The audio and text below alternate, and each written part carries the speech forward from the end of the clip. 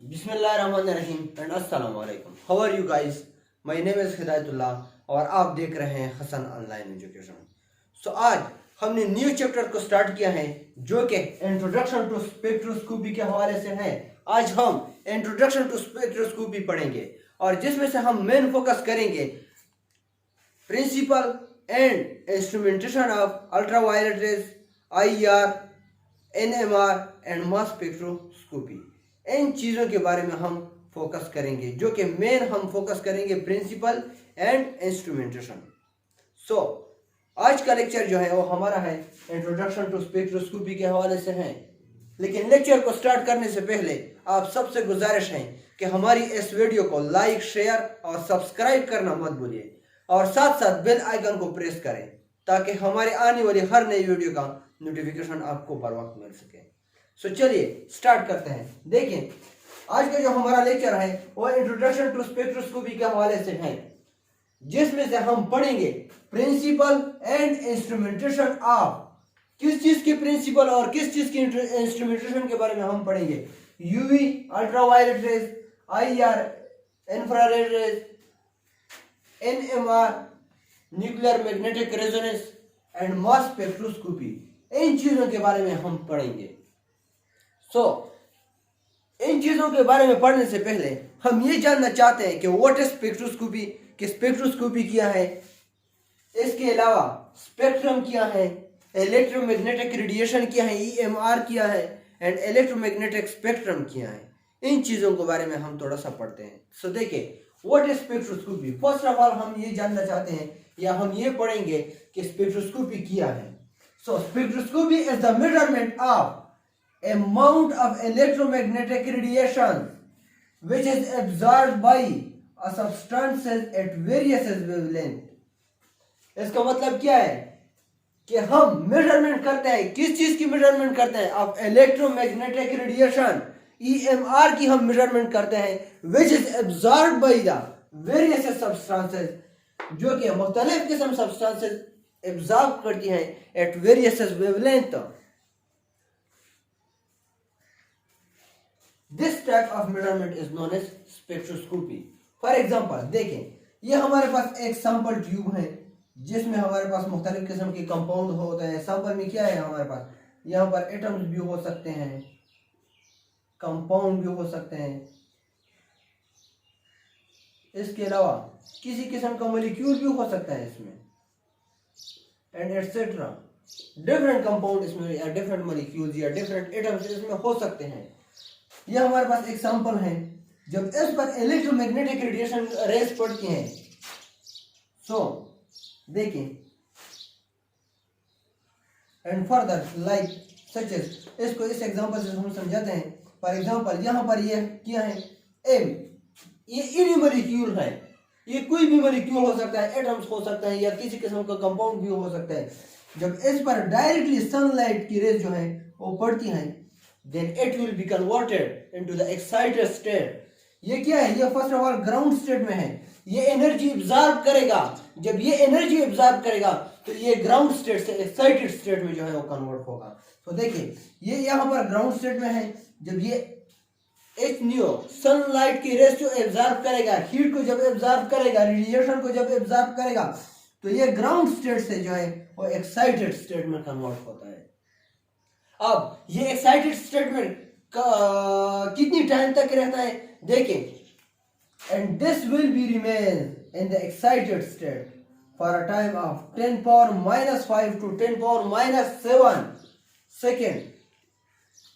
और यही मॉलिक्यूल जब ये ग्राउंड स्टेट से एक्साइटेड स्टेट में कन्वर्ट हुआ है, जिसने रेडिएशन या किसी किस्म का हीट जो है वो एब्जॉर्ब किया है, सो ये that will be remains in the excited state for a time of 10⁻⁻5 to 10⁻⁻7 second. 10⁻⁻5 से लेकर 10⁻⁻7 सेकेंड तक ये एक्साइटेड स्टेट में ये मॉलिक्यूल या कंपाउंड रह सकता है। फॉर एग्जांपल ये क्या है, H plus M, that will be converted into the M star। M star का मतलब यह है कि ये एक्साइटेड स्टेट में कन्वर्ट हुआ है। आफ्टर सम टाइम्स, कुछ देर के बाद एम स्टार जो है ये वापस एनर्जी रिलीज करेगा, हीट को रिलीज करेगा। जब ये हीट या एनर्जी को रिलीज करेगा तो ये एक्साइटेड स्टेट से फर्दर ग्राउंड स्टेट में जो है वो कन्वर्ट होगा। So that the excitation and D excitation is the photochemical process. So that type of process we also known as the photochemical process. So इसी किस्म के जितनी भी प्रोसेस हो सकते हैं, इसी प्रोसेस को हम फोटोकेमिकल प्रोसेस भी कहते हैं। इसके अलावा हम ये देखते हैं, यहाँ पर हम क्या पढ़ेंगे स्पेक्ट्रोस्कोपी में, मेन जो है वो हमारा स्पेक्ट्रम होगा। So what is spectrum? Spectrum के बारे में हम पढ़ते हैं। स्पेक्ट्रम क्या है? The result of interaction of electromagnetic radiation EMR and the species. Species का मतलब क्या है? ये भी कोई भी एटम्स हो सकता है, मॉलिक्यूल हो सकता है, या कोई कंपाउंड हो सकता है, एटसेट्रा अदर चीज भी हो सकती है।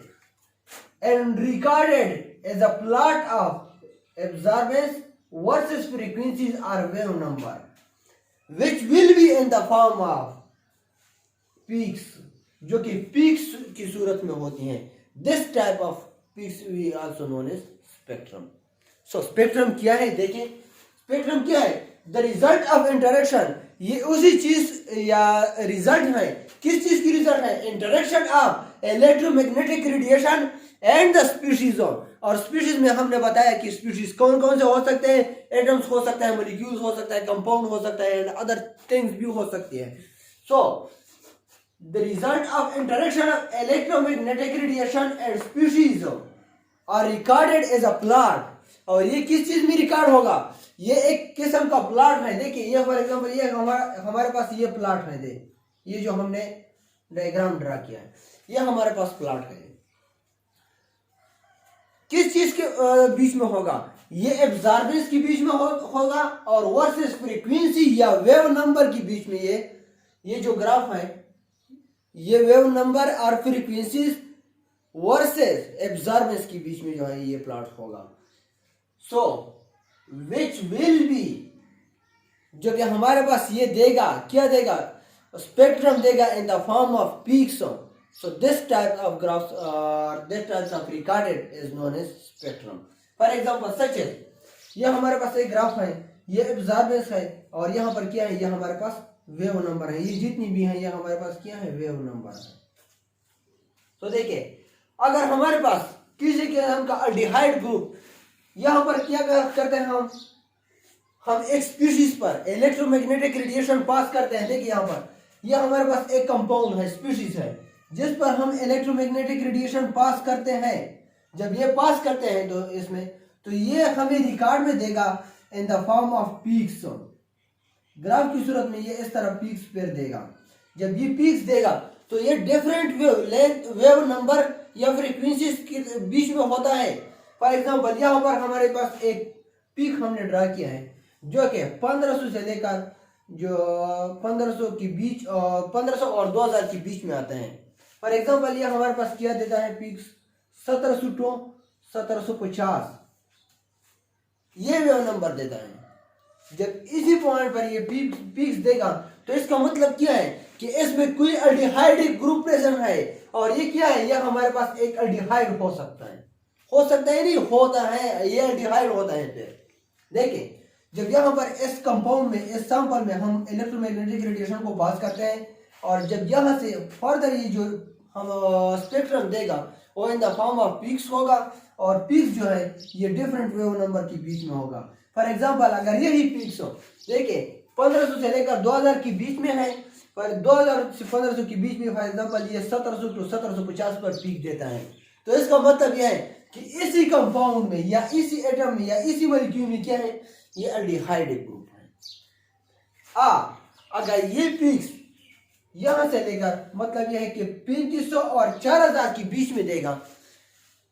जैसा कि हमारे पास ये एक पीक्स दिया है, इसने पीक्स क्या है? 3600 से लेकर 3630 इसके बीच में है। तो इसका मतलब क्या है कि यहाँ पर अल्कोहल होगा। इसी कंपाउंड या इसी स्पीशीज में या इसी सैंपल में हमारे पास क्या है? ये अल्कोहल प्रेजेंट है। So this type of measurement और this types of species which is recorded as a plot between the absorbance and the frequencies or the wave number are known as spectrum. So that type of graph is known as spectrum. So इसके बाद यहाँ पर हमने use किया है EMR, electromagnetic radiation. So what is electromagnetic radiation? अब हम ये जानना चाहते हैं कि इलेक्ट्रोमैग्नेटिक रेडिएशन है क्या. सो देखिए, electromagnetic radiation or EMR. EMR का मतलब क्या है? इसकी एब्रिविएशन है electromagnetic radiation. So electromagnetic radiation is a type of energy. यह हमारे पास एक टाइप का एनर्जी है which is known as radiant energy, जिसको हम रेडिएंट एनर्जी बोलते हैं. And that is transmitted through, और ये ट्रांसमिट होती है किस चीज के थ्रू?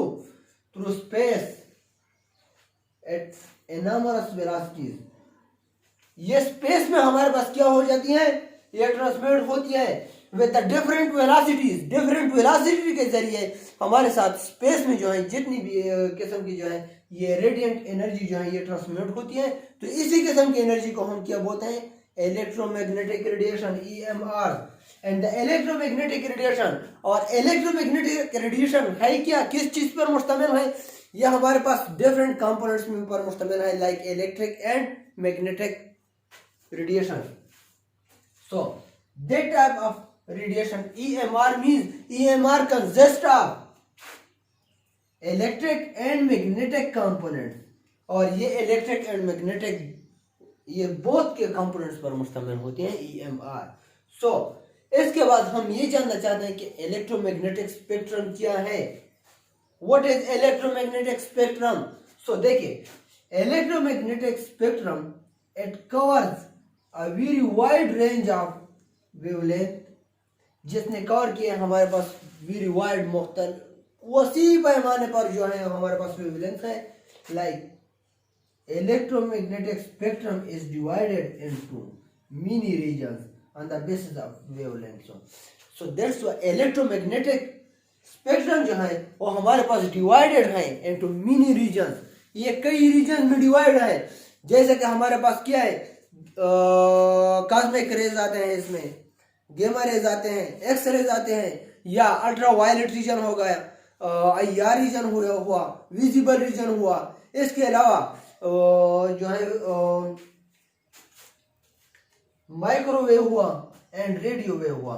ये डिफरेंट रीजन में जो है ये फिर स्पेक्ट्रम डिवाइड है. फॉर एग्जांपल ये देखें, हमारे पास फर्स्ट ऑफ ऑल रीजन में क्या आते हैं?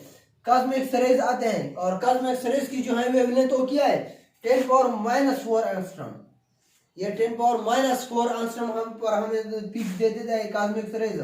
इसके अलावा ये जो गेमा रेज है, गेमा रेज की जो वेवलेंथ है वो हमारे पास है 10⁻³ और एक्स रेज की वेवलेंथ जो है वो हमारे पास 10⁻⁴ है. इसके अलावा हम further ultraviolet, UV means ultraviolet and visible region, हम इसमें दाखिल होते हैं. और इस ये ultraviolet and visible region start होता है कौन सी वेवलेंथ नंबर से? 10 nm से लेकर 800 nm तक. 10 nm से लेकर 800 nm तक हमारे पास अल्ट्रावायलेट प्लस विजिबल रीजन है. और जिसमें से हमारे पास अल्ट्रावायलेट रीजन जो है वो है 10 nm से लेकर 400 nm. यहाँ से 10 से लेकर 400 तक हमारे पास जो है वो अल्ट्रावायलेट रीजन है. एंड इसके अलावा 400 से फर्दर लेकर 800 तक जो है वो हमारे पास ये यहाँ से फिर 400 से क्या है, 400 से लेकर 800 तक हमारे पास विजिबल रीजन आता है. IR रीजन, IR रीजन कौन सी वेवलेंथ नंबर से स्टार्ट होता है? ये 800 nm से लेकर 10⁻⁶ तक. यह 800 nm से लेकर 10⁻⁶ nm तक जो है ये हमारे पास IR रीजन है. और IR रीजन फर्दर जो है और नियर IR, मिड IR और फार IR, जो बहुत दूर IR हो, इस पर डिवाइड होते हैं. फॉर एग्जांपल ये जो है नियर IR रीजन, ये हमारे पास 800 से स्टार्ट होकर 2500 nm तक होता है. और फर्दर जो हमारे पास मिड IR है, मिड IR रीजन, यह हमारे पास 2500 से स्टार्ट होकर तो 16,000 एस के बीच में होता है। और जो फार IR है, बहुत दूर IR रीजन जो है, जिसको हम फार IR रीजन बोलते हैं, वो 16,000 nm से स्टार्ट होकर 10 पावर 6 nm तक होता है। और फिर इसके बाद माइक्रोवेव रीजन आता है। वो माइक्रोवेव रीजन जो है वो 10 पावर 6 से स्टार्ट होकर 10 पावर 8 nm तक होता है। और इसके अलावा हमारे पास रेडियो वेव रीजन है, जो कि स्टार्ट होकर 10 पावर 8 से स्टार्ट होकर 10 पावर 9 nm तक जो है वो हमारे पास रेडियो वेव्स होता है। So this is all about the spectroscopy, spectrum, जिसमें से हमने पढ़ा है। फर्स्ट ऑफ ऑल आज हमारा जो लेक्चर है वो इंट्रोडक्शन टू स्पेक्ट्रोस्कोपी के हवाले से है, और जिसमें से हमने फोकस किया है स्पेक्ट्रोस्कोपी पर, स्पेक्ट्रम पर, इलेक्ट्रोमैग्नेटिक रेडिएशंस, और साथ साथ जो है हमने इलेक्ट्रोमैग्नेटिक स्पेक्ट्रम जो है उसको डिस्कस किया है। सो अगर इसी टॉपिक्स में कोई क्वेश्चन हो तो आप कमेंट्स बॉक्स में कमेंट करके पूछ सकते हो। So thank you.